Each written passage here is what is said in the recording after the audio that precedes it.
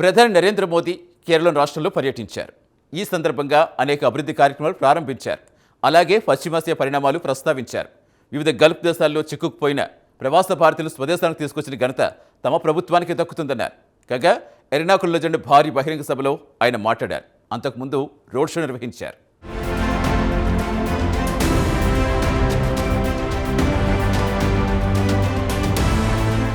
Assembly ఎన్నికలు తరుముకొస్తున్న వేళ ప్రధాని మోదీ కేరళంలో పర్యటించారు. కేరళం పర్యటనకు వచ్చిన ప్రధాని మోదీకి కమలం పార్టీ నాయకులు, కార్యకర్తలు ఘనస్వాగతం పలికారు. ఈ సందర్భంగా అనేక అభివృద్ధి కార్యక్రమాలకు ప్రారంభించారు. వివిధ మంత్రిత్వ శాఖలకు చెందిన 10,000 కోట్ల మేర అభివృద్ధి కార్యక్రమాలు రాష్ట్ర వ్యాప్తంగా ప్రారంభించారు.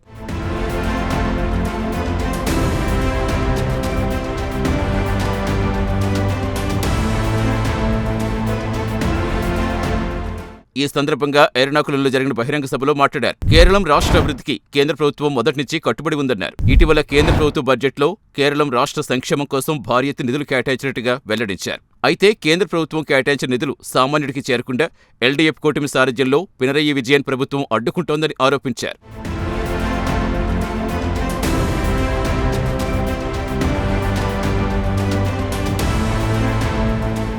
కాగా పశ్చిమాసియా పరిణామాలపై ప్రధాని మోదీ మాట్లాడారు. పశ్చిమాసియా పరిణామాల నేపథ్యంలో వివిధ గల్ఫ్ దేశాల్లో చిక్కుకుపోయిన ప్రవాస భారతీయులను స్వదేశానికి తీసుకొచ్చిన ఘనత తమ ప్రభుత్వానికి దక్కుతుందన్నారు. ఎంతో ముందు చూపుతో వీరిని సురక్షితంగా భారత్కు తీసుకురావడం జరిగిందన్నారు. అలాగే ఇంధన కొరత లేకుండా కేంద్ర సర్కార్ చర్యలు తీసుకుంటుందన్నారు. ఈ సందర్భంగా ఎస్మా చట్టం ప్రయోగించిన అంశం ప్రస్తావించారు. అయితే పశ్చిమాసియా పరిణామాలపై భారత్ తీసుకున్న వైఖరిని దేశ ప్రజలంతా కొనియాడుతున్నారని వెల్లడించారు. ఈ విషయాన్ని కూడా రాజకీయం చేసేందుకు ప్రతిపక్షాలు ప్రయత్నిస్తున్నాయని ప్రధాని మోదీ ఆరోపించారు. అంతేకాదు దేశ భద్రత వంటి కీలక అంశాన్ని కూడా రాజకీయం చేయడానికి కాంగ్రెస్ పార్టీ ప్రయత్నిస్తోందని నిప్పులు చెరిగారు.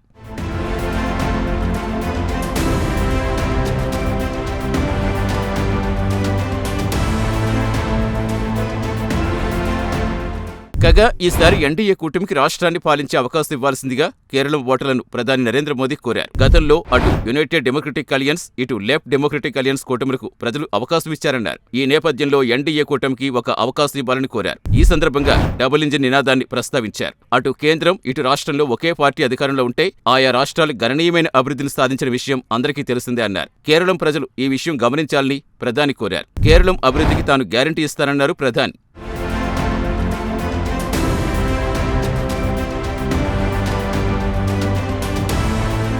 కాగా కేరళం పర్యటన సందర్భంగా ఒక నూతన రైలు సర్వీసును ప్రధాని ప్రారంభించారు. అలాగే అమృత్ భారత్ పథకం కింద ఇటీవలే పునర్నిర్మించిన 3 కొత్త రైల్వే స్టేషన్లు ప్రారంభించారు. కేంద్రంలో ఎన్డీఏ కూటమి సర్కార్ వచ్చాక అనేక రంగాలు అభివృద్ధికి నోచుకున్నాయన్నారు.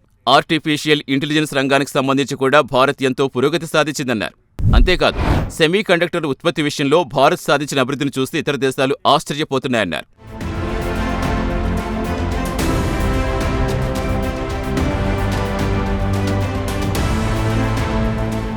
కాగా కేరళ రాష్ట్ర పేరును కేరళంగా మార్చడం తనకెంతో ఆనందమిచ్చిందన్నారు ప్రధాని నరేంద్ర మోదీ. కేరళ రాష్ట్ర పేరు కేరళంగా మారుస్తూ ఇటీవలే కేంద్ర సర్కార్ ఒక కీలక నిర్ణయం తీసుకున్న విషయం తెలిసిందే. అయితే కేరళ రాష్ట్ర పేరు మార్చాలనే డిమాండ్ ఎప్పటినుంచో ఉంది. ఈ మేరకు కేరళ అసెంబ్లీ ఒక తీర్మానం ఆమోదించింది. అయితే చాలా కాలం పాటు సదరు డిమాండ్ను కేంద్ర ప్రభుత్వం పెండింగ్లో ఉంచింది. దాదాపుగా ఏప్రిల్ నెలలో అసెంబ్లీ ఎన్నికలు జరగబోతున్నాయి. ఈ నేపథ్యంలో కేరళ రాష్ట్ర పేరును కేరళంగా మారుస్తూ కేంద్ర ప్రభుత్వం నిర్ణయం తీసుకుంది.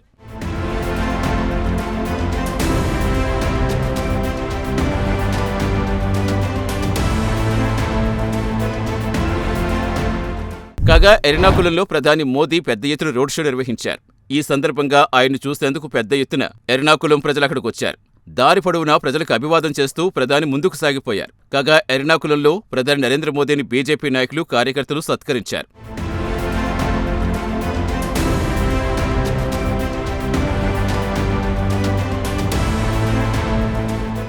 మొత్తం మీద ఎన్నికల వేళ కేరళంలో ప్రధాని నరేంద్ర మోదీ పర్యటన విజయవంతమైంది.